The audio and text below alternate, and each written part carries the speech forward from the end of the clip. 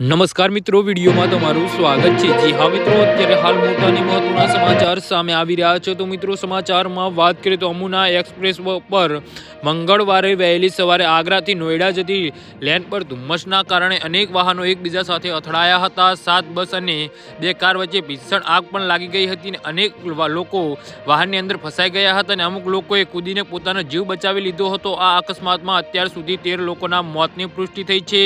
વળી 2 ડઝનથી વધુ ઇજાગ્રસ્તોને હોસ્પિટલ દાખલ કરાયા છે। આ ઘટનામાં બલદેવ પોલીસ સ્ટેશન વિસ્તારના ખડેહરા ગામ પાસે બની હતી। અહીં ધુમ્મસના કારણે રાત્રે દ્રશ્યતા શૂન્ય થઈ ગઈ હતી, જેના કારણે આગળ પાછળ ચાલી રહેલા વાહનો એકબીજાને જોઈ શક્યા નહીં અને વાહનો એકબીજા સાથે અથડાઈ ગયા હતા। ટક્કર એટલી તેજ હતી કે વાહનોમાં આગ લાગી ગઈ હતી। 7 બસ અને 2 કાર ભીષણ આગની લપેટમાં આવી ગઈ હતી અને જોતજોતામાં આખી પરિસ્થિતિ બદલાઈ ગઈ હતી।